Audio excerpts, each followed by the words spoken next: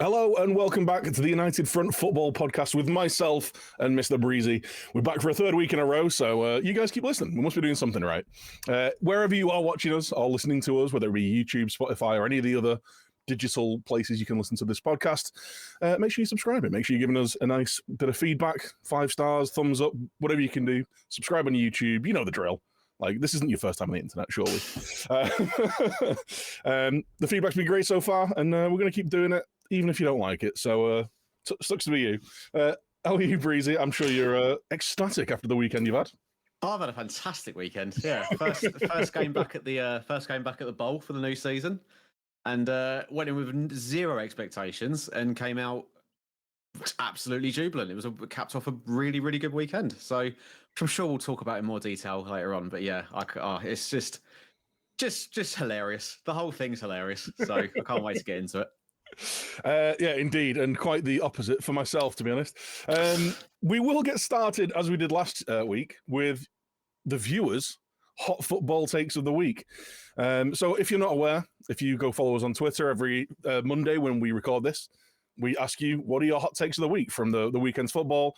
You can reply to the tweet, and we'll give you some airtime if it's a good or an incredibly bad take. So...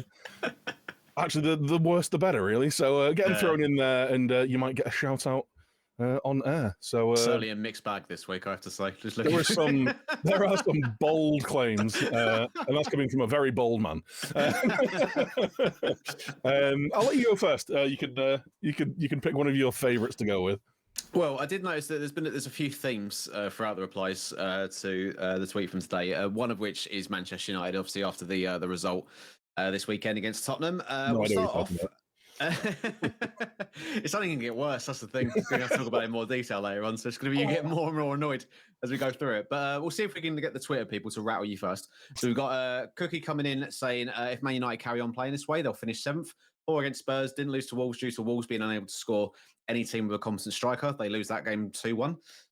We've also got one from Hasty16 sticking on the United thread. Manchester United have no philosophy.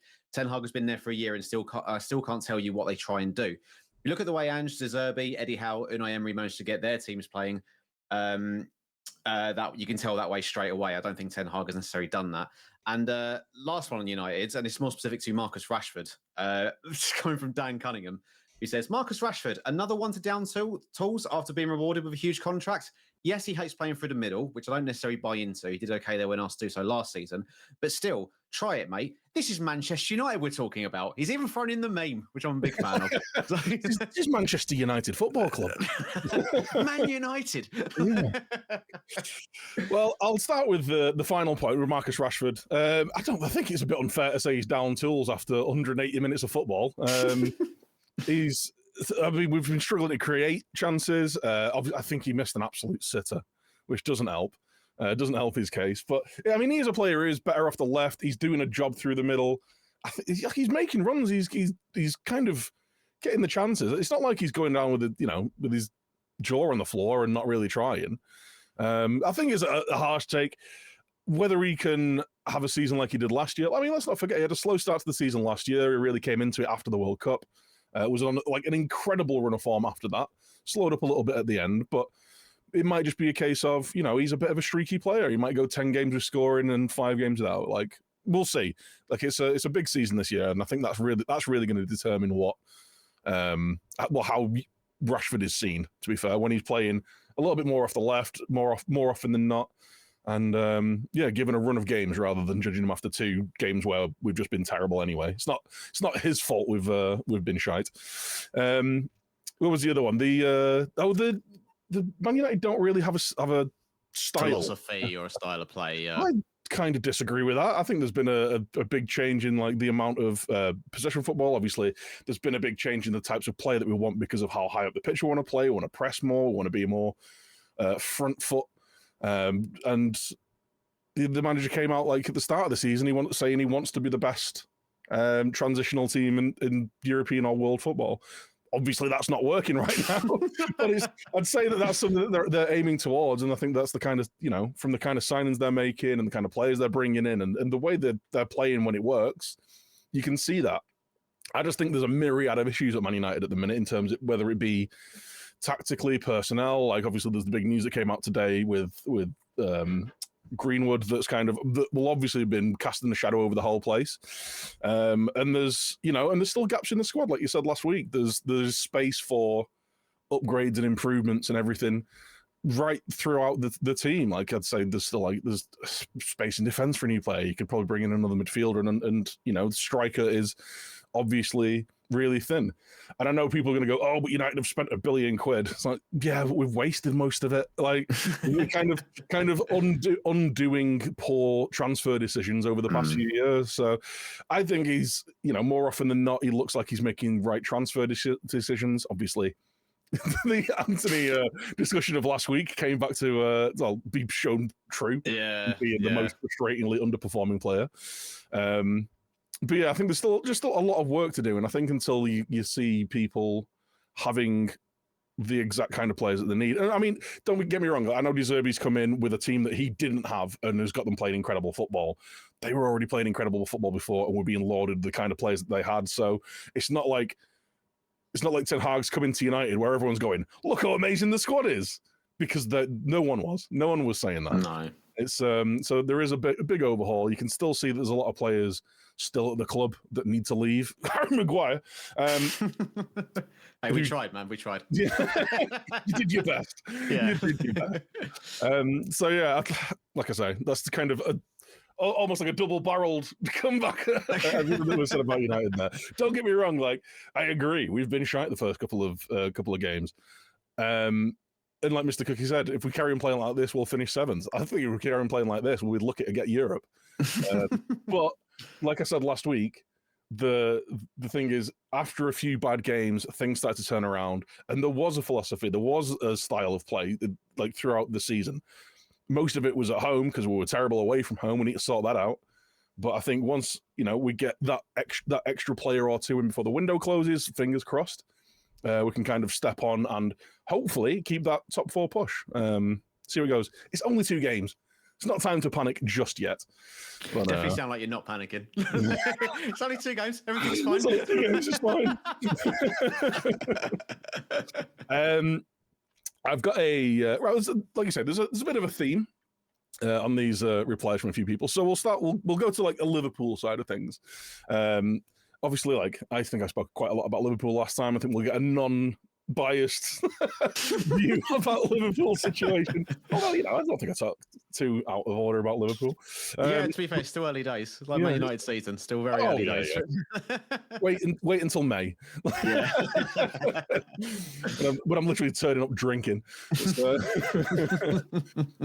Jord, he had a statement last week as well, but Klopp should have left the year after winning the league.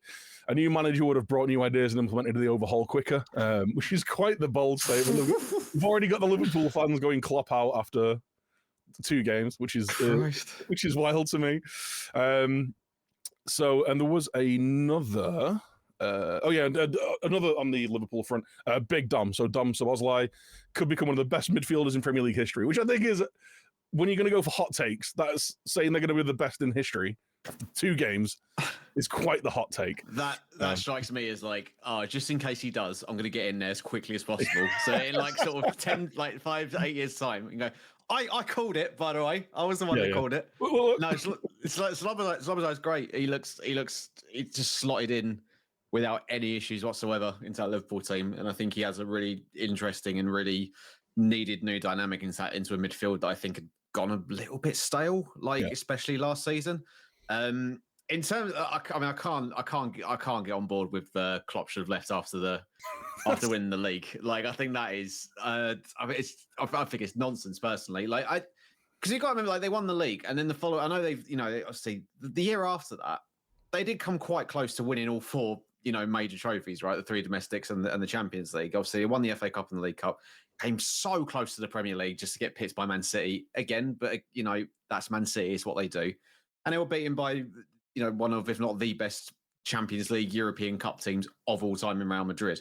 And with an unbelievable Thibaut Courtois performance. I think a lot of I think you've seen a lot of this. I think because Klopp, I think a lot of it is people just don't really like Klopp. So I think that comes into it, and wanting to see him not do very well. Because like last year was the whole the 7-year thing, and that he peaks after 7 years and stuff, and it all goes, which I've never really bought into. I just don't really think there's been enough evidence. And when people point to Dortmund, there's the fact that people like to ignore the fact that he had a lot of his best players sold from him. So that obviously is not going to help. I think in terms of a tactical overhaul, I think they tried something last year for the most of the sort of first half of last season, and it wasn't quite working. They have since changed it and had a few tweaks. Obviously, Trent's had this new role, and towards back end of last season, I thought Liverpool won the sort of better informed teams to end the season on. I thought it ends up being quite not unlucky because they didn't do enough over the whole course of the season. But if some results had gone a bit differently, they could have snuck into the Champions League places sort of towards the end of the season. And also, they did win at the weekend. Like I've seen the discourse over more importantly, I've seen the discourse over Liverpool, especially after their opening 2 games. There's some sort of crisis, and I get they missed out on Caicedo and Lavia, but they have gone and got that defensive midfielder in Endo, who I'll be honest, I know nothing about, but looking at some of his stats and the way that a lot of sort of Bundesliga experts are talking about him, seems like a pretty decent addition for that 6. Is he an elite level number 6? No.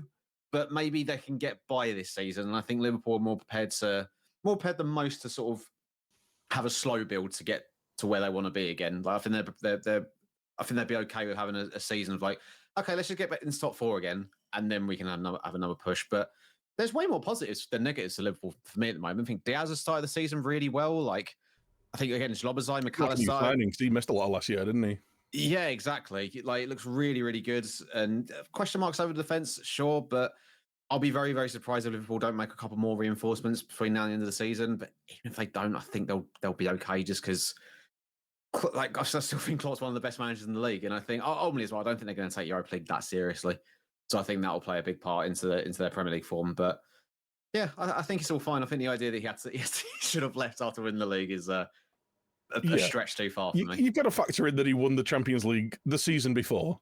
He got 97 points, then won the league. It's if you'd have walked away at that point, everyone would be like, what are you doing, you nutcase? Yeah, that's the thing. He's off the back of one good season. One bad season. It happens from time to time. Let's see how... If in December they're sitting in 10th, then maybe there's a conversation to be had about Klopp's future. But unless that happens, I think he's all right for now. Yeah, I think... There's some wild football. I was going to say wild Liverpool fans. There's wild football fans for every team, isn't there? It's just nuts. Another one. So another theme that I noticed, Everton have come up quite a lot. We had a Cookie come in again talking about Everton, saying that Everton are pretty much going down. Danjuma not enough to save them, and potentially spending £15 million on Che Adams, who's essentially a Championship striker, not a Premier League striker. And Cookie is a Southampton fan. So if anyone's going to know about Che Adams, it will be Cookie. And Keeney has also come in saying Everton are in big trouble. And this is an interesting one for me. They need a manager that can get them playing attacking football rather than one that's defensive-minded and lets teams come onto them constantly. Now, we've seen this with Everton in the past where they've gone for these types of your Marco Silvas, your Ronald Koemans, your Roberto Martinez, people like that. And it's never really quite worked out for them. They've actually gone they had a more defensive-minded manager, obviously, with Benitez. Now they got Dyche in. But what are your thoughts on that? Because I thought against Fulham, they were quite unlucky. You look at the XG they put up against Fulham, it's just Neil Maupay or any of the Everton players couldn't hit a barn door to save their lives. But they did look, I didn't catch the full game, but I saw the highlights for the Everton Villa game, and they were absolutely atrocious. And not a performance you'd expect from a Sean Dyche team. It was... From what I saw, because I didn't watch the entire game, but from what I've seen from highlights and extended clips and things, they looked an absolute shambles. And I think that's going to be a performance like that is going to be the exception rather than the rule with the Sean Dyche team. Because I think he said in an interview, he'd have subbed them all off at half time if he could. That's just not going to fly. Whilst it's all well and good saying they need to find someone who's going to attack, with what players? They've got a team which is a really solid, some really good defenders in there, solid midfielders who can put in a shift, a team that is suited to a Dyche style system. And if anyone knows how to get the most out of, I don't want to say a weak squad, but get the most out of what he's got and put in a solid defensive performance and do enough to survive. And let's be honest, Everton, with all their financial issues, the player issues, they can't really sign anyone. No. There's an investigation against them at the minute where they might even get a points deduction, and we'll see what happens with that. I think that's the kind of manager that you want in that situation, where it's going to be playing the percentages, doing everything you can to, to try and be as solid as possible, rather than going, all right, well, let's attack with Neil Maupay. Like there's only so many chances you can create for him without him scoring. And like Leno for Fulham put in another performance like he was last year, where he was just a brick wall in goal. Yeah, like you say, I think they were unlucky against Fulham, and it was a shambolic performance. But let's not forget, against the team that me and you were tipping for a top 4 point, like it's a very good team, and it was a rubbish performance. I'd say that is, like I say, the exception rather than the rule. Obviously, time will tell. It's very early to say, but I think they were putting in some decent performances at the end of last year. And again, if they had someone who could put the ball in the back of the net, then they might have been more secure, because I think they kind of survived because everyone else was worse than them last year. Pretty much, yeah. Yeah. So I think, yeah. I was just going to say with the Che Adams thing, like, yeah, he might not be an elite Premier League striker, but he's scored some goals for South in a very poor Southampton side, and I think if they just have someone, Everton, who can get them 10 goals even. I was going to say 10 goals. 10 goals would be enough. That could be the difference. And I think as well, because I know Dyche has been, I don't know if he's been playing so up top with Everton. I doubt he has been, just because they haven't had the strikers probably to play so up top. But if he can get him up alongside Maupay maybe, and just have someone to occupy, to keep defenders busy, and that sort of opens up a little bit more time and space for Maupay, it might benefit him more in the long run. But like you say, if Adams can come in and get you 10 goals, that could be the difference between staying up or going down. Especially as well with, I mean, obviously DCL's just picked up another injury. But luckily, like because I didn't watch the game, when I heard he was injured again, I thought, oh, is his knee gone again, or like his hamstring? Kind of almost a good sign that it wasn't that, but it looks like he's broken his cheekbone, so not that good.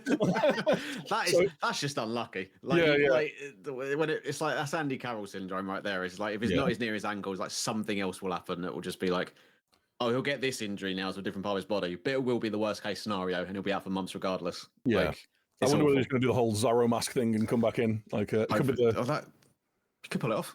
I think. Well, we'll see, because he's one of the strikers that I think, when I think of a Sean Dyche striker, I think of DCL, like big, physical, quick, like he'll stick his head anywhere, which is why he got his face broken. So you live by the sword, you die by the sword. So if they can get Che Adams into, like you say, get 10 goals and maybe get DCL back in second half of the season, or maybe a bit sooner if he does wear a mask or whatever. I still think they'll be the lower end of mid-table, flirting with a relegation battle, but maybe get themselves pulled out of it. But I think there's a lot of teams in that that could do that. Yeah, and I think a poor run could see them get pulled right into that relegation playoff. Yeah, absolutely. It'd be interesting if they can do anything between now and the end of the transfer window. I guess we'll have to. I guess time will tell on that one. There's a really great, it's probably my favourite reply so far, tweet to this from a Chelsea fan, but I think what we'll do is we'll save that for when we talk about the West Ham Chelsea game, because I think it will play into it really well. The one I want to end on, and he tried to worm his way out of this, I'm not letting him. Emu H Plays, or Danny, tweeted us earlier saying, I'd prefer Xhaka over Rice for Arsenal. Rice plays it sideways and backwards way too often. Perhaps it's something that will come with time, but I see him more as a Thomas Partey replacement. Now, I will say again, Danny tweeted me at half-time after I said that Declan Rice had been the best player on the pitch, trying to sort of, get out of it and go, no, okay, I was wrong. I was trying to comment. I'm not letting you do it, Danny. Yeah. Absolute bollocks. Like, I'm sick of hearing this. He doesn't even play for my team anymore. I've been hearing nothing for years of just, all he does is play sideways and backwards, and he can't pass forwards. It's nonsense. He's doing it for ages for West Ham. He's doing it now in a really good Arsenal team. He's just really good, and people need to accept it. He's just a really, really, really, really good Premier League midfielder. You can go now. Yeah, I thought he had a great first half again. I think obviously when the red card came in and Arsenal sat back a little bit, and again this is another game where, to be fair, they defended really, really well with 10 men. Yeah. But it was another game where I could very much see them dropping points at the end of it. And it was the same with the Forest game as well. They have this unerring ability to look like they can drop points in a game where they should be 4 or 5 goals ahead. Yeah. I the chances. Well, I thought about it when I was watching the game, and it actually impressed me of how, because I think last year they would have dropped points. Yeah, I'm not saying this is because of Rice. I think it's not, but I think they've actually. I wonder if Arteta sort of looked at what happened last year and thought, okay, maybe this year it's about being a little bit more stable defensively, or maybe just having just slightly better in-game management in certain situations. So I feel like last season Arsenal probably would have, maybe not with the red card, but let's say there was 11 men on the pitch, they still would have probably pushed and pushed for the second and third goal, and that would have maybe left them open to a counter attack. Whereas I feel like once they got the goal, they were happy to sort of drop back a little bit and happy to let Palace have the ball a bit more. And obviously, when the red card happened, I said it on Twitter, the Arsenal were playing prime David Moyes ball. Like they were just sitting back, two banks of four, midfielders camped on the edge of their own penalty area, and they didn't really look like conceding. But I know like Eze had that moment where he went over a little bit easily and tried to get a penalty basically. But I actually thought it was quite impressive how resolute they looked and just how disciplined they were out of possession as well. Because like you say, we've seen some Arsenal in the past where they just sort of collapse under that pressure and concede. But if they can play certain games this season with that sort of attitude and that sort of off the ball work and say defensive resolution, I think it could be the difference from this year in terms of how high they finish in the table. No, definitely. And it was a really good show of, all right, without a 10 man, break us down then. And whilst Palace did create some chances, like there's a couple of good saves, some good defensive, some good defensive awareness, looked a lot more solid. So if they can keep it up, if they can play like that when they're, again, they should have been 2 or 3 goals up by that point, but they weren't, but they didn't drop points. So like showing that resolution might see them challenge Man City for the title again, maybe even push them to go for the title again. We'll see. I still think that Man City are streets ahead, but I may be proven wrong. I kind of, now the treble thing's done, like I kind of just want to see someone else win it now. I'm the same. I'm the same. Like, you know what? I'm getting a bit bored of this. So even if it's Arsenal, and God, I'll have to mute every Arsenal fan on Twitter. Even if it's Arsenal, then fair enough. Let's see it happen. Whatever. So at least it's someone different, right? At least it's someone different.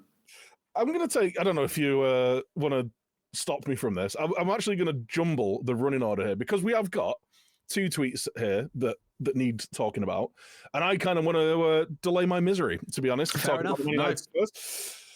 So there is a couple of West Ham related tweets. Well, we'll start with the Chelsea one that we were going to wait until later, where it was Jonathan, who, with a username or a handle of CFCJ, I assume he's a Chelsea fan, will finish 15th. No creativity, no potent forwards, sloppy keeper. We nearly went down last year without Tuchel's 10 points. And we lack experience, and our manager's talent ID is poor. Jesus, I've got a few takes on that. Talking about poor talent ID, you said you went in on Michail Antonio last week. Yeah, Gary Ewan. Antonio is a much better player than reported. Reported by yourself, I must add. He had, to be fair, on the Antonio thing, I think he had 1 or 2 very good parts of that game, and the rest of it was bumbling out Michail Antonio that we kind of got used to the last 18 months. I don't think even Michail Antonio expected that shot to go in. That was one of. I remember because when the goal that was scored in is like right under where I sit, so it was down my end of the stadium, and I've seen him get the ball, and he's got 3 defenders around him. I'm just thinking, okay, like he'll hold it up and try and pass off someone, and he's hit it. And as soon as I saw the net ripple, I think everyone around me sort of did that. You know that reaction you had when you're on the lowdown, just going. It was unbelievable. I've never seen him hit a shot that well and that accurate and that precise into the bottom corner. It was unbelievable. But I agree. Like, look, I give Michail Antonio a lot of stick.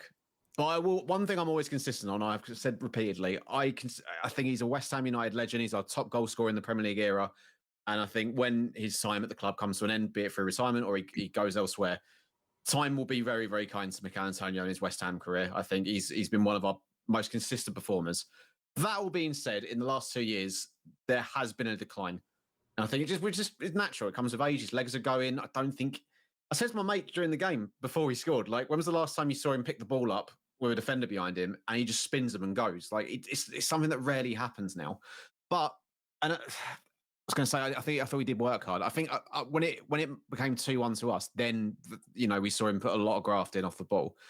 Up until that, I didn't really think there was an awful lot to offer from him. I thought there were other players doing more. But look, if he can pop up with those moments every now and then this season, especially against a London rival, like he's gonna win himself a lot more favours from the fan base. Because I think it's not just me. Like a lot of West Ham fans I speak to, have very, very similar concerns, and I still think a new striker is needed. But that is a moment that's gonna last with me for a long time. Just unbelievable goal from nowhere as well.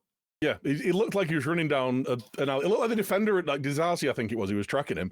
It looked like Disasi thought he got him done because he just kind of like stood up in front of him and then he just hammers it in the bottom corner. It was a wonderful finish. United might sign him. I find I know Johnny said about the sloppy keeper, like because Johnny's a regular in my stream. I did see mention on Discord that he felt Sanchez could have done better with the goal, which I think is very, very harsh. Like because he's got a defender in front of him, he hits it through the defender's legs, and it is pretty much pinpoint into the bottom corner. Like, so I think Sanchez in the early games, of the 2 games he's played for Chelsea so far, has looked okay. Like maybe not world class, but I think he looks a lot more comfortable than Kepa ever did. I was going to say he's looked as good, if not better, than the keepers they've been using for the last couple of years. Anyway. But yeah, and I think it's quite harsh to say that the manager's talent ID is poor when he's obviously got zero say in which players are coming in. Like Todd Boehly has just been going absolutely insane. He's playing Football Manager. They want more players. I've heard a fantastic stat. Chelsea have won half as many games as players they've signed in the Todd Boehly era. They've won 11 games and signed something like 30 players or 25 players or something like that. It's an incredible stat. It just goes to show you money can't buy you happiness, which I think is a lesson we can all live by. But no, it's so early to judge Poch. It's so early to judge it's even early to judge the players they brought in. Like, I'm sure if you spoke to Chelsea fans last week after the Liverpool game, Disasi looks like the next coming of fucking, I don't know, Ricardo Carvalho or whatever. And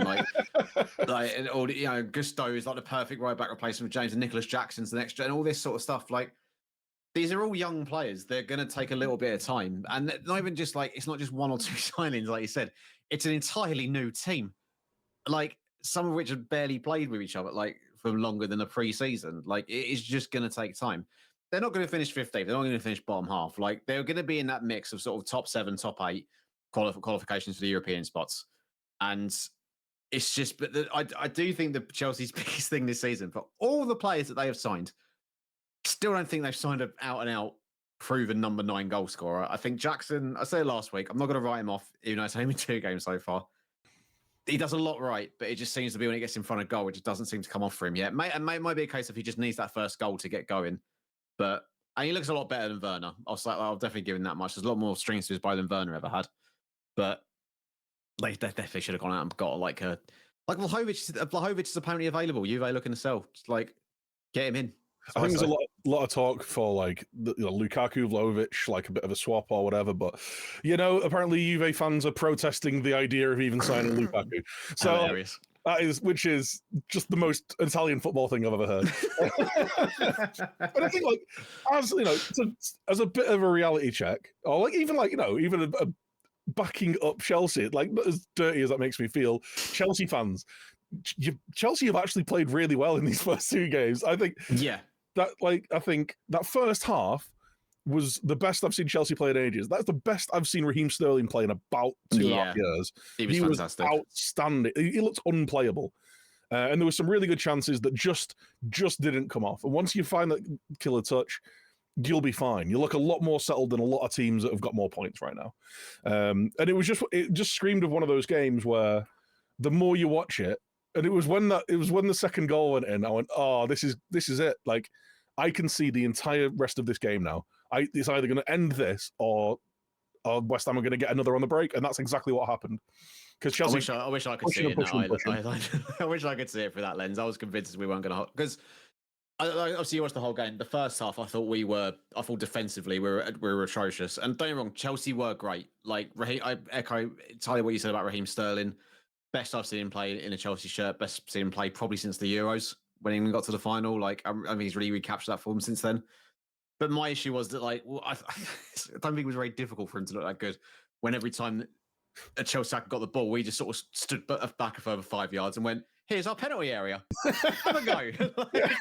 No one was tackling anywhere, did they? Like, it was hilarious. It was just giving people the freedom of our own penalty box. I couldn't believe what I was seeing, and it was similar to what we did against Bournemouth last weekend. Whereas we went a goal up, great. James Ward-Prowse, by the way, best midfielder in the league, but that's besides the point. Yeah, I tweeted out when that header went in.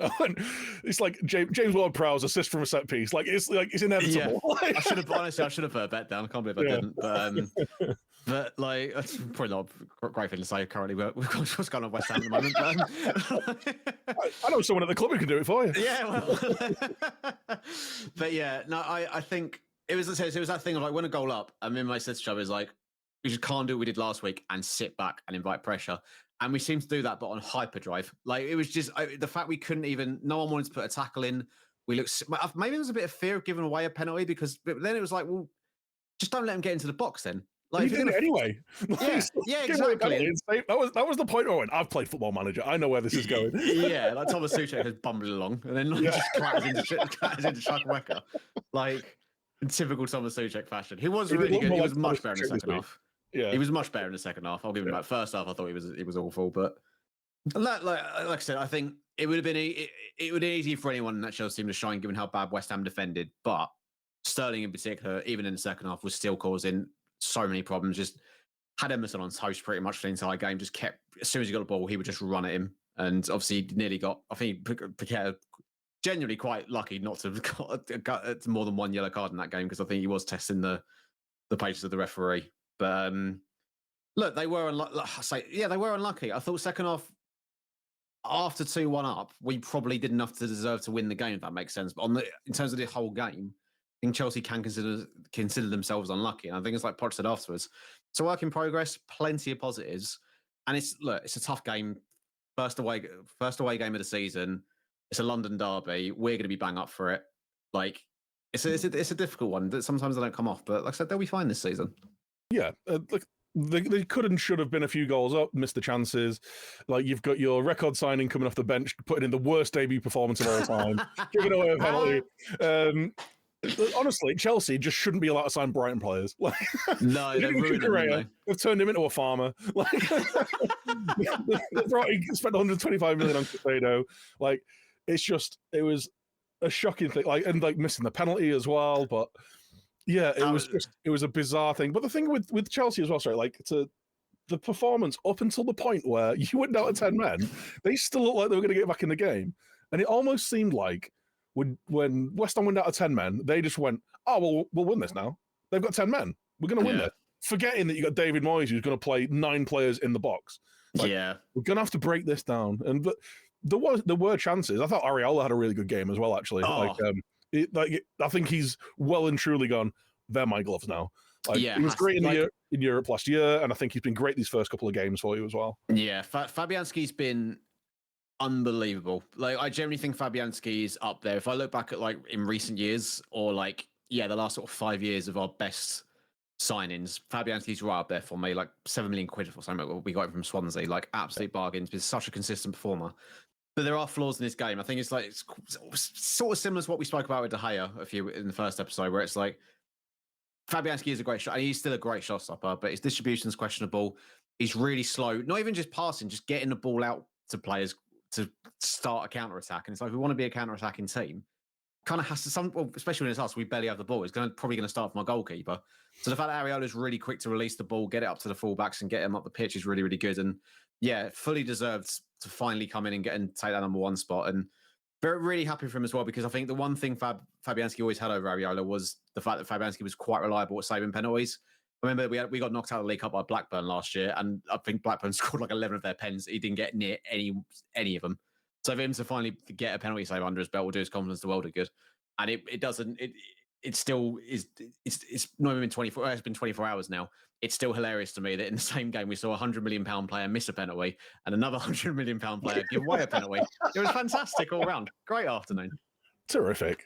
So a great 3 points for West Ham, and like you say, one that you didn't expect. No, but again, I can't reiterate this enough, Chelsea fans.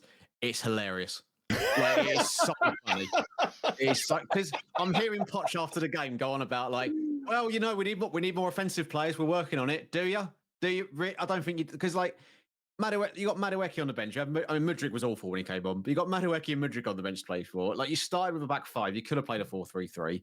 And I actually think the most alarming thing is, like, just to end on this, that I think Chelsea looked worse once Chukwuemeka went off the pitch. I don't know if it's because it's Mudryk is the one they brought on to replace him, but like he seems to be the one that him and Sterling in particular were causing us the most problems. And this is a guy they just signed from Villa last year for like what, 20 million quid, and he seems to be in that game anyway. He was great in the Liverpool game as well. Yeah, he was really, really good. So Mudryk's got to start putting in some performances soon because it's not looking good. He was pony. Yeah. Well, at least they've not all tied him down to ridiculous contracts over 8 years. So they can move him on nice and easily. Don't forget, you're here forever.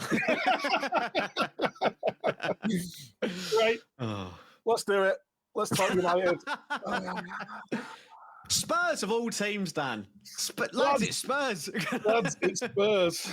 You know what, right? The really annoying thing is, it's almost like the Chelsea thing we were just talking about. And Chelsea were better than United, don't get me wrong. I thought we were actually good in the first half. We played well, created some really good chances, missed some absolute sitters. There was a couple of really good saves, like in particular the Casemiro header, where it was like drilling top bins, wonderful save. It's like, fair enough. Yeah, it felt like it was going to come, but we just couldn't get the finish.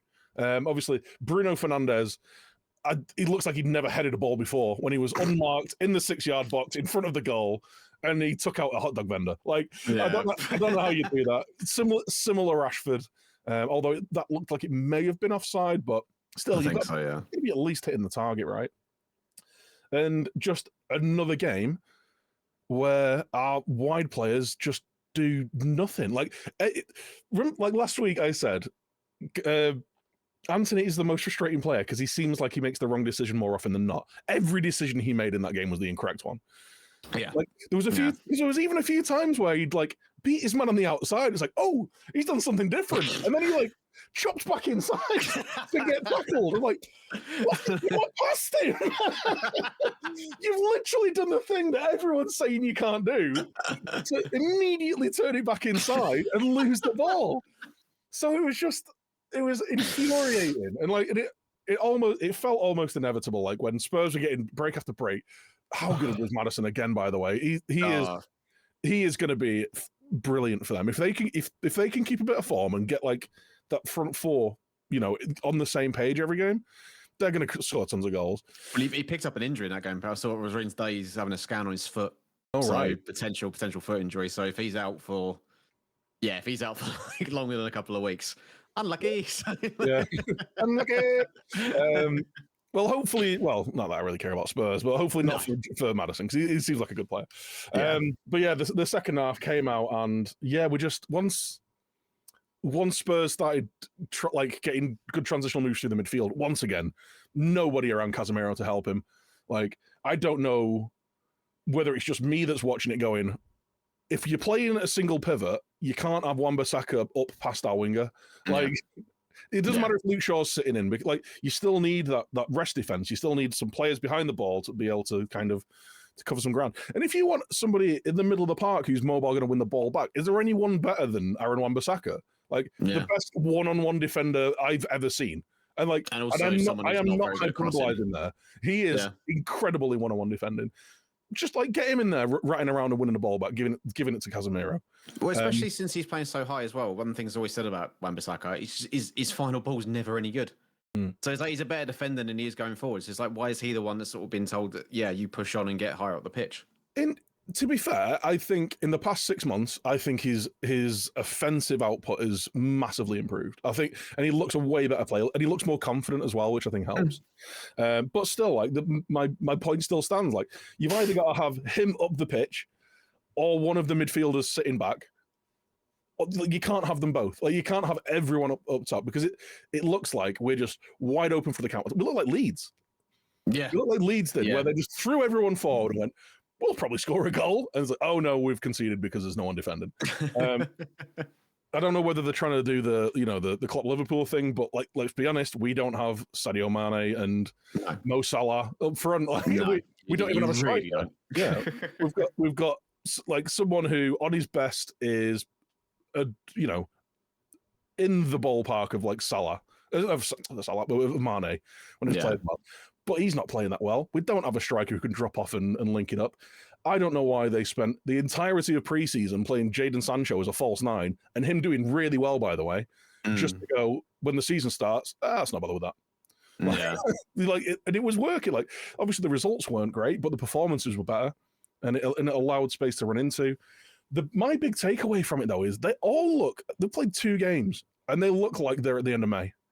Yeah. They all look knackered. I don't know whether they've been doing too much fitness training or not enough fitness training, or all these bloody like doing West Coast, East Coast games in preseason as just like as knackered them up with jet lag or what. But they just don't look at the races at all. None of them. I hate it. Like when I think West Ham went to Australia this summer for 2 games.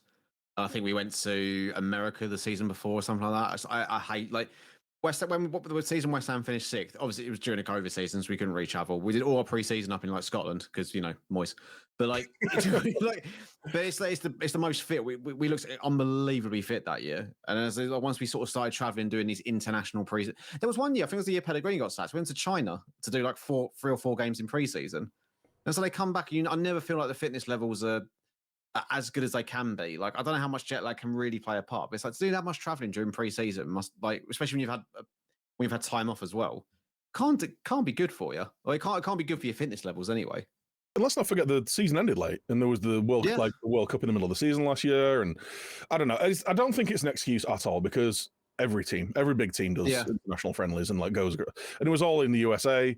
There was a lot of kind of 2 games in 2 days things, but I don't think the same players played the same game. Yeah. I think if I'm using that as an excuse, I am grasping at straws. Like, that's fair. And it's not fair, but they don't look at the races. And I think, and like I said last week, my only hope, like, it's just remembering what happened last. Like, it was a slow start last year. We grew into it. The players got used to each other. We ended up having a decent season, even though our away form was absolute toilet. All we need to do is like keep the same home form we had last year and just be a bit better on the road. And we would have been pushing like similar point totals to Arsenal. We were just absolute toilet on the road. So if over the course of the season we can improve, and obviously there's still Højlund to come in and hopefully kind of give us more of a focal point up front. Hopefully either, one of the midfielders will realize that they can't just constantly play as a number 10. They can't be in each other's pocket because it looked like Mount and Fernandes are just trying to play in the same position. Yeah. And then we need someone who is going to sit that little bit deeper, be it a new signing or a current player or whatever it is. Like, it just needs to be figured out. And I've got enough faith in the manager and what he showed he did last year, what he showed he can do with last year, that he's going to figure it out and we'll be fine. And at the end of the day, 2 games, 3 points. Yeah, we've played like shite, but we probably should have been 2 or 3 goals up against Spurs. Yeah. And it's a different game if we finish one of those chances or we get that penalty where Romero's punched the ball. Oh god, yeah. I don't want to sound like I think both teams should have had a penalty for what it's worth. Like, yeah, for what it's worth, the Martinez shoved over. I can't remember who it was, but that should have been a penalty as well. So on the balance of things, fair enough. But and to be fair, the distance that it travelled, like, it was very close. But even so, like, you can't throw your arm out and then when it hits it, complain that you've given away a penalty. Like, we've seen loads, and it's just so inconsistent. Because look at the first Brighton game, for example, where I think it was Dunk slid in and his back elbow. So he was looking at the ball and his arm behind him. It kind of bounced off the point of his elbow behind him. Yeah. But you can't quantify for that, and they give that as a penalty. So like, if that's a penalty, I think you could argue that isn't a penalty because of like the situation of it all. If that's not a penalty, but the one where a player's literally got his arm out in like a goalkeeping starfish position, and he starts there and he goes, "Oh well, he's very close." He's like, "Yeah, that's why he was coming out as a starfish." The elbows are tucked in, so it's kind of, I hate it. I absolutely. Well, even like with the World Cup final on Sunday, like, shout out to Lionesses, by the way. I'm very unfortunate, but a really strong effort to get to the final, just beaten by the better team. But like, you saw the penalty thing gave away in that one. It's like her hand wasn't like even that far stretched out. Little bit of movement, sure, but then I'm looking at the Romero one, and I'm like, why don't we see much of a difference? And then that one gets given. It's that thing everyone always points to, isn't it? It's just it's inconsistency across those sort of similar incidents across games. Like that doesn't get given this weekend. Next weekend, very similar thing will happen. It'll probably get given as a penalty in another game from a different referee. It's just because the whole thing is an absolute shambles, basically. Yeah, it's just a mess. Like I've always maintained, I think VAR as a concept is a good thing for football. You want to get the right decisions. You want to make sure that things are right. And I understand the thing that they don't want to re-referee games this year, but this at the same time, like you've got to be able to go, yeah, you got that wrong. Like there's re-refereeing a game, and there's helping a referee realize he missed something, which is the whole point of VAR. And it seems like they just can't decide on which way they want to go with it. Like in its current guise, you may as well just get rid of it, because if you're not going to use it as a way to re-referee decisions, then what is the point? That's the whole point of it, is to get the right decision by re-refereeing the ones that the referee gets wrong. You're taking the whole point of VAR out of the equation. Yeah. Bin it off entirely. That's where I stand now. We've had it now for like what 4 or 5 years, and it just you're expecting it this one a season where it all sort of clicks into place and go, oh, they've nailed it, and it doesn't seem like it's going to happen. They keep changing the rules every 6 months as well to accommodate it, and that makes it even more like. There's part of me that feels bad for referees in a way, because it's like, I think I've said this before, but like, how many times has the handball rule changed? How many times has the offside rule changed just because of the introduction of VAR, and they need to sort of tweak the rule so that the use of VAR looking at these decisions can be more clear? But it's like, if they're changing it every season, if we can't keep up with it, I know referees obviously train professionals, but it must be difficult for them when like the rules changing that frequently. Like, I don't know. I just changing year on year. You've got to find your new tolerances, what you think is right, and I guess everyone's got a balance, right? Yeah. There's never going to be a uniform, universal, everyone agrees on everything all the time, because it's, at the end of the day, it's still humans. Even the VAR is a human. So unless you're having the same referee at every game with the same VAR, you're never going to get ultimate consistency. But I think we can all agree that someone punching the ball in the penalty box should be a penalty. It's the same with was it Jackson last week for Chelsea? Yeah, that should have been a penalty as well. But yeah, I agree. In his defense, I think that was like it was in his body, but he's still like it still was going towards the goal. They punched it wide, and it's, you know. I feel like if he's an attacking player and that hits his hand and then falls to another attacking player and they score, it gets chalked off. Yeah, and I think that's my issue with it. But, yeah, 100%. Yeah, I mean, actually, there's a really good point there. We didn't put it in the running order, but I think we should spend a little bit of time, even if it's just a few minutes, talking about the Women's World Cup. I don't know how much of it you managed to catch. Not as much as I would like to, I'll be honest. Like, it's just a lot of like morning time work calls, so it just clashed for a lot of it. But I caught most of England's knockout games. Yeah, I was the same. Unfortunately, just the time. Yeah. Time of the day, obviously, early morning. Morning games, like no evening games. So I only managed to catch a couple. Obviously, watched the final, and yeah, unbelievable performance. It feels like there's a lot of, I don't know, like if not personally, it feels like what I'm seeing is a lot of anticlimactic reactions. It's like they've just got to a final, like the World Cup final, 2 years after winning the Euros. Like they're doing it incredible, and they just got beaten by the better team on the day. Missing a lot of key players, England, obviously a lot of injuries, like missing the captain. Like, so there was a lot of shuffling. Understandably, you know, Spain are missing a lot of their best players as well with the whole situation that's going on there. But I think it was unbelievable performance from them over the course of the tournament, beaten by the better team on the day. And sometimes you just got to hold your hands up. It's like England in the Euros, right? You just got to hold your hands up and go, you know what? Maybe we made a couple of tactical decisions, but the better team won in the end. Like Italy won it there, Spain won it there in the Women's World Cup. It was a great spectacle, though, and I'm loving how in vogue women's football feels at the minute. Like everyone's like really hyped for it. There's more coverage on TV. There's more people getting interested in it. There's actual kind of media time is being given to it as well. Or even 5 years ago, I don't think it'd have ever made that much of a talking point on BBC or TalkSport like that. And it's very much in the public eye now, and people are turning up and more people are playing. And I think a lot of that, a big amount of that, is due to how well England's women's team, Lionesses, have done, and how well they've done in tournaments, and just kind of what a feel-good story it is. It doesn't feel like the toxicity and media like with the men's team. It always feels like the media want them to fail so they can sell some headline, and it just doesn't feel like that with the women's team, which is great.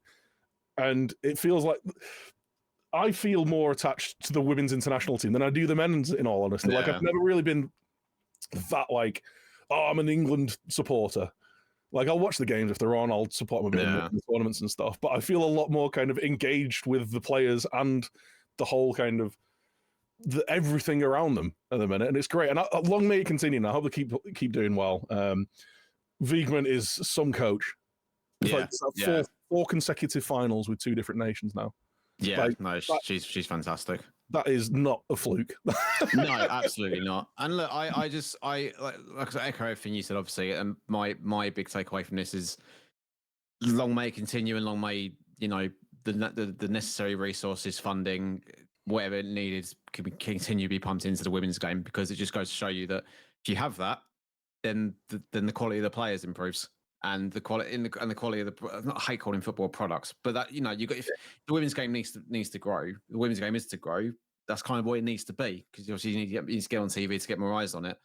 And, you know, like I say, if it's what this group of players have done is hopefully it's inspire a whole new generation of young girls who want to get into playing football. And like I said, if they can sort of be that for the next generation come through and can be even better, and then so on and so forth, you'll just see it get bigger and better, sort of, you know, over the next sort of 10, 15, 20 years. And I think that's a great thing. So yeah, like I said, long may it continue. And to anyone who has is that genuinely offended by, you know, 11 women running around playing football, grow up. No one cares. So, grow up. Also, big up Mary Earps. Yeah. Oh God. Yeah. Best reaction to saving a penalty ever. She's just fuck off. Absolute unbridled fury, and I'm all for it. It was fantastic. Well, to kind of like go on from the end of what we're talking about there with penalties and VAR and stuff, there was a few controversial decisions, should we say, over the course of the weekend that we could have probably have a little look over. First up, I'll bring up the Dom Szoboszlai penalty in quotation marks. It was soft. If VAR's not pulling that back, then what's the point? Like, the thing is, it's one of them. I think it's one of them where it's like, if he's playing for your club, you want the penalty, and you're saying, "Well, look at the contact. Like he's made contact. It's a penalty. If it goes against your club, you're fuming." So I can. When it's one of them, I think it's just a case of like, is it clear and obvious enough to turn it around? I'm not so sure, because I think you can easily make the case of there's contact as easy as you can make the case for like, well, he's gone down very easily. Do you know what I mean? Like, I don't think it's like not like the Eze one from earlier on tonight, where like he's looked for it and dived essentially, which is, you know, it's just fine. But yeah, like I said, I can see how it's the consistency thing of like one is a penalty, one isn't. You get like in the United game, you've got Leacher shoving someone over. I can't remember who else, sorry, but like shoving someone over. Yeah, and just doesn't, and nothing comes of it. So like, the consistency of it all. Either they all need to be penalties, or they all need to not be. This is the thing. Like, if it needs to be a tangible foul that's going to stop someone getting in on goal, or kind of, you know, an actual foul, then yeah, go for it. Because I don't think that's given outside the box. Like, there's a whole argument of that's given anywhere else on the pitch. I don't think that is given anywhere else on the pitch. I think he's told to get up and the play carries on. But there was the one within Nketiah tonight. I think it was the Arsenal Palace game, where like I think it was a very similar thing. Like, he's beating a man, it's left a foot out, brushed the defender, and he's gone down, and it wasn't given. So it's like, again, I think you're just going to see that throughout the entire season, because it's just someone else's interpretation of what's happened and how much VAR wants to get involved or not. And it's you know, ironically, I felt like we were told was brought in to sort of clear up a lot of these ones, when obviously football's not as black and white as that. It's just making it worse. Yeah. And in the same game as well, the controversial refereeing decision, the Alexis McAllister red card. This one was worse for me. I can't believe that wasn't overturned on the day. Yeah. What's he supposed to, like? Because this sort of stuff worries me, because it's like, well then, so what? You just not have to challenge for the ball now in a 50-50? Like. And he wasn't even like studs up or anything. Like, it was side foot going in, and it's like, yeah, he hit him on the shin, but it's like the ball got knocked out of the way. They both clashed into each other. The shock. I think even the opposition team, like, everyone looked shocked that it was a red. Like, are you sure about that, ref? And VAR look at it and don't go. And I do what this is my concern as well. VAR. It's like, do they not? It's almost like I get the impression they want to sort of protect the referees a bit too much, to the point it's like, he has fucked it. but let's not make a big show of it. We'll just rescind it later because we don't want the embarrassment of the referee going to the monitor and going, "Oh, actually, no, I got it wrong. I'll overturn it." Which really, you'd think that'd be more commendable. Yeah. Rather than just like going through an FA appeal system where they're probably going to overturn it. Because it's like, it's that thing of like people always talk about, where's the common sense? How can you look at that and go, yeah, it was reckless and he endangered the opponent, or like, I mean, obviously intent doesn't come into it, but like normally if it's a studs up thing, which obviously it was in this case, you could make the argument of like it was reckless and clumsy, whatever. This wasn't even that. It was just challenging a 50-50. Yeah. And if you can't try and win the ball back, then I don't know. We'll see what the shakeout of it is, of all of it is. Obviously, we've not seen anything from any statements or anything, and I'm sure we'll see it through the week from the referees, because they do at least seem to be explaining decisions, and like the VARs do seem to be holding their hands up and explaining why things are given or when they've got things wrong. But it's the frustrating thing is the frequency of the incorrect decisions as well. Mike Dean on Soccer Saturday going, no, it's definitely a red. Piss off, Mike. Like, Mike didn't know what he was doing about what he was talking about when he was on the pitch, so let's not. No. I say he's been relegated to VAR referee to now just being Soccer Saturday pundit. Yeah. It's like, Christ. Yeah, get back to shouting from the terraces. Yeah. To go from like a little bit of a jaunt away from the referee talk, I did want to talk a little bit about Phil Foden, because I think he's put in one of the best performances of the weekend, and I've been a big fan of this kid for a while. He's gone through rocky patches, had a few injuries, and he's gone through like bits where his form's up and down. I think this right now, because what is he's like 22, maybe 20, like 23. I think now with this injury to Kevin De Bruyne, where he's going to be out for a couple of months, if not a little bit longer, it looks like he's been given the keys to the car. Like he's like, you're the creator now in the engine room. Like you're going to be the guy for us, because they don't have Gundogan anymore. Nope. Silva seems to be playing off the wing more often than not. And in that game, Phil Foden was outstanding. Like just his touch, his awareness, his movement, his final ball. Like he could have got another assist, I think, like through to Haaland. Like I thought he looked out of this world. I'm not too sure whether it's a player that you've had a lot of kind of time watching or got that much of an opinion on, but I think him getting this opportunity now in an incredible Man City team to get 2 or 3 months, 4 months of consistently being the guy is not only going to be good for him, but the idea of England's midfield being Declan Rice, Phil Foden, and the reincarnation of whoever the best midfielder in the world is in Jude Bellingham. He seems to have turned up at Real Madrid. Who's like, he is just from what I have seen in the media, they're all besotted with him. It's like, this kid is insane. He's got like 3 and 2 or something like that. He's got for Madrid now. Like 3 goals and 2 assists in 2 games, which isn't a bad return for a 20-year-old. Like he's 20. I was thinking, God, he's like 25. He's coming to big. No, he's only 20. That's how long he's been around for. It's mad. No, Foden is someone he's obviously fantastic. Like, admittedly, I didn't get a chance to watch the City Newcastle game, but I did watch the highlights on Match of the Day. And I think the thing with Foden needs, because this might be controversial, I've never been that convinced when he's played out on the left. Like, he does a good job for City when he's on the left, but I think you could stick most of their midfielders out on the left and they do a pretty good job because it's City. Do you know what I mean? Like, I think Grealish in the last year especially has made that position his own. Like, I think it's going to be very difficult to get Grealish out that left-hand side, when City are playing their strongest 11. Yeah. And obviously, Foden had a really good start to last year. Like, him and Haaland were linking up brilliantly. And then I don't know whether it's injuries or form or a combination of both. He sort of didn't really get back into the starting 11, and that sort of running towards the end of the season. But the talent is so obviously there. And I think there's also been question marks over his performances in England shirts as well. I don't think he's ever really turned in the best performances for England. I think there might be show me forward who was. Harry Kane, really. Yeah, exactly. But I think central midfield is the position for him. I think that's where, whenever he's sort of seen him play for City and he sort of does drift inside more, it's where you see him have more impact on the game. And like say, De Bruyne being out, I know City are obviously looking for a replacement, and they obviously calling Paqueta, and that can't happen now because of reasons. And like, I think if they go, there's talk that they might want to sell Cole Palmer. I think that's crazy. Like you got fair enough. You want to bring in Jeremy Doku who's playing on the right. You also got Cole Palmer who can play out there and play in the middle, and you got Phil Foden. Make Phil Foden the guy, have Palmer be back up to Doku and Foden. And it's still a really good option to have. Like, I think this is.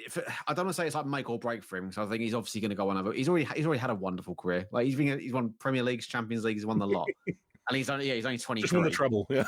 Yeah, exactly. But it does feel like there's this sort of element with Foden where he's not quite reached the potential yet, which again is crazy because he's only 23. But I think it's that Bellingham thing where because he came through the team at such a young age, feels like he's been there forever. Like he's been around for like years and years and years.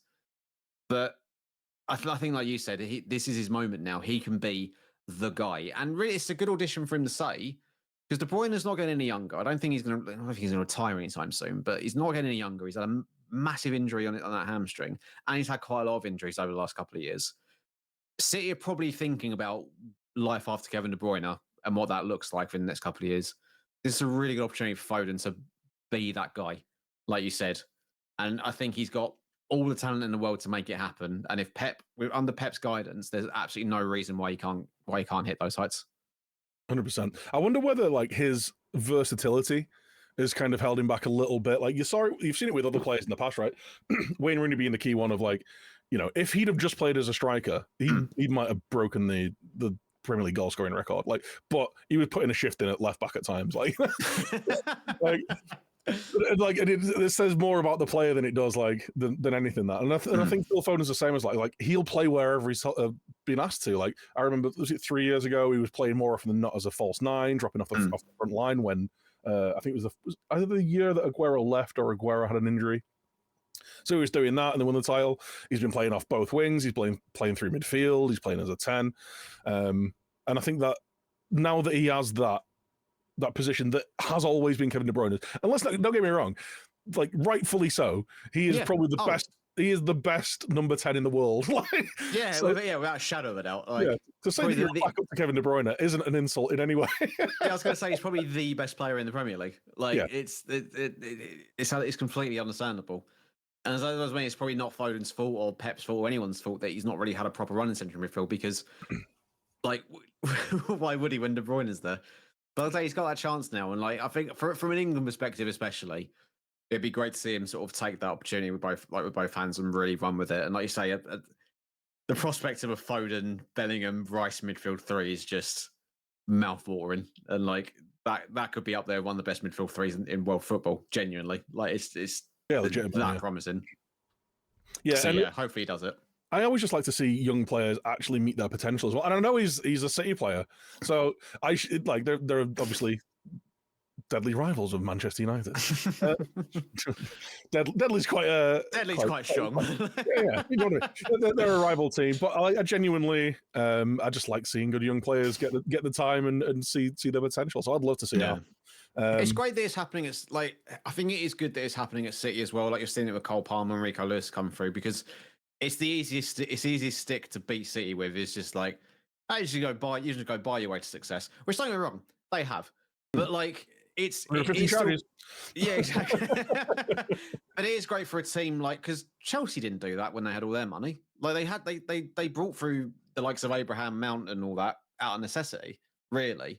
But we're under like the peak Abramovich years when it was like Mourinho and Ancelotti and all that. They weren't really bringing through young talent. They were just buying players by positions. Like City, you've seen are actually giving chances to players in their academy, which I do think is commendable. If you can give, I think if anyone can give City one bit of props, I think it has to be that, especially again from an England perspective. Yeah, and it has always been like the thing that they've said they wanted to do, right? Like they wanted to bring the young players through, and it has been a stick that people will beat Man City with, but you can't go in, spend 5 years kind of upgrading and bringing in all these great facilities for young players, and then expect them to immediately start churning out 16-year-old guys who are going to be in the first team. Because you've got to get those kids in that are going to go through the system and then come out the other end. And I think now, like 10 years down the line, we're actually starting to see that. We're starting to see these 17, 18-year-olds. Like from a few of my friends that are Man City fans that follow the youth codes and all that kind of stuff, they've got some unbelievable players coming through, like through their talent, that are from the UK or have moved over and come through the academy. So yeah, let's see what happens. Like it's 10 more years of City dominance. Oh, hooray. Great. Wait. Right. Well, I am gonna. There is obviously a massive bit of news that's come out today that we've not touched on, and I think I'd be remiss as a Man United fan and just a person to kind of sweep it under the rug almost, or try and ignore it, or not have a say.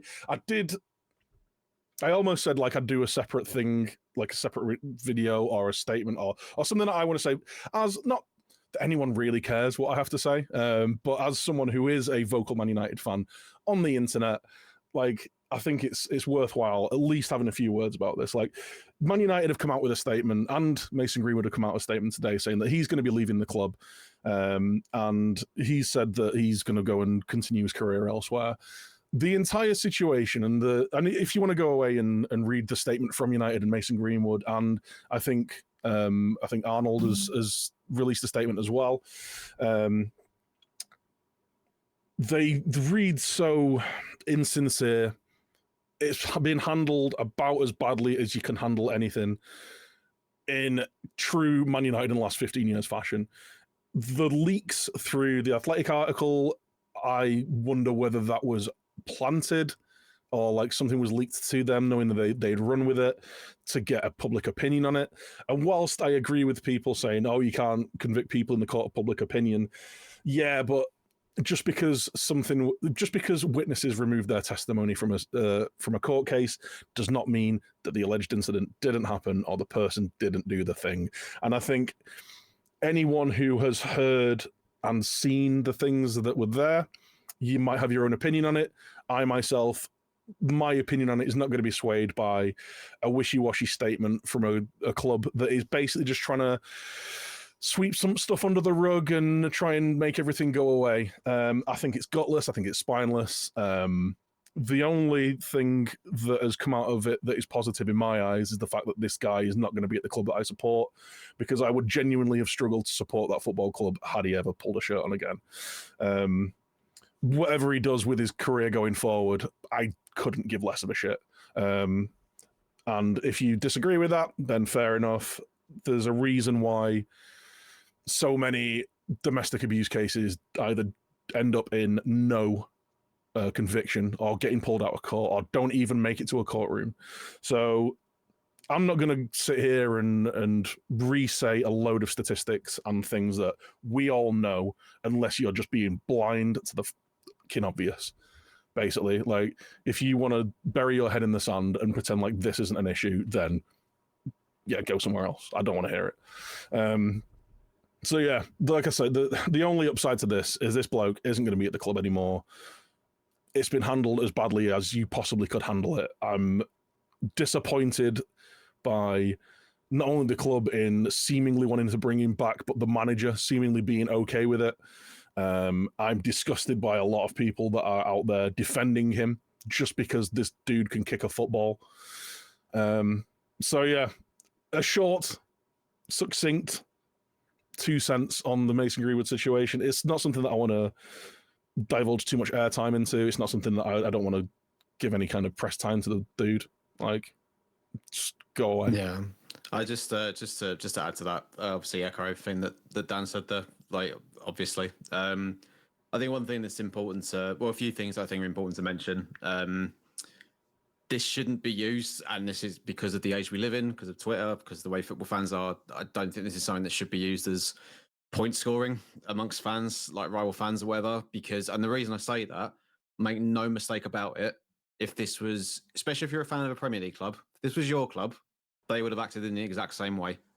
I think, like Dan said, Man United have handled this terribly, but this is coming from someone who, for the first two games this season, has been wearing the captain's armband for my club, was filmed kicking a cat, and basically done for animal abuse, which I obviously find abhorrent, and it's something that I still sort of struggle with. The fact that dude still plays in my team. Obviously, not comparing the situations, but make no mistake about it. The issue is Manchester United don't see him as a person; they see him as an asset, and that's why they acted in the way they did. So, like I said, if you support a Premier League club, like any Premier League club really, because there's money involved, your club probably would have done the same thing. So I think point scoring on this one is kind of pointless and just not the point, really, the whole thing that's come from this. So I think, like Dan said, positive is he's not playing for that club anymore.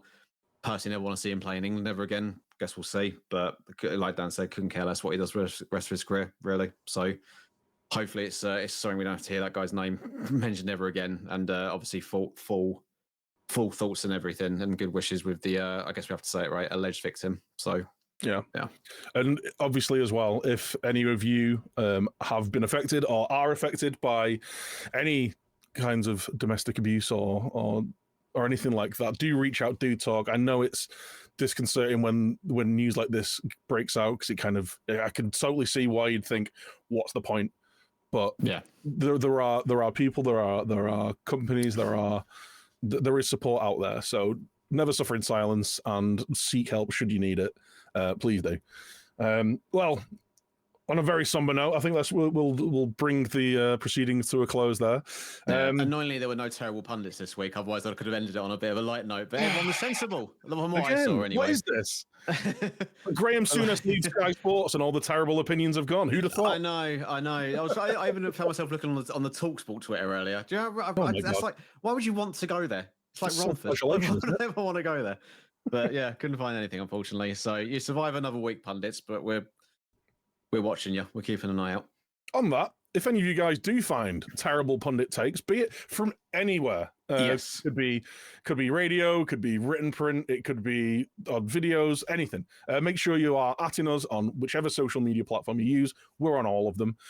We are at the United Frontcast on every social media front. So get in touch with us, share them with us. Also, we want to start hearing some tales from the terraces. If you've got any ridiculous stories of things that have happened to you whilst you're at a football game, funny stories. It doesn't have to be now, of like in your history of going to games. Do send them in. We'd love to read some of them and hopefully get a few yucks out of it. But that is going to be it from us this week. Make sure you are subscribing if you are new to the podcast. If you're enjoying it, please do leave a thumbs up. Please do leave positive reviews as and where you can. We would very much appreciate it. Where can people find you, Breezy? M_Breezy FM on all social media platforms, even Threads. Remember that? No one else does either. That was a thing. I'm at Big Meaty with an IE everywhere. Same as Breezy. Thank you for tuning in, guys, and we'll see you again this time next week. Bye. West Ham are massive. Really?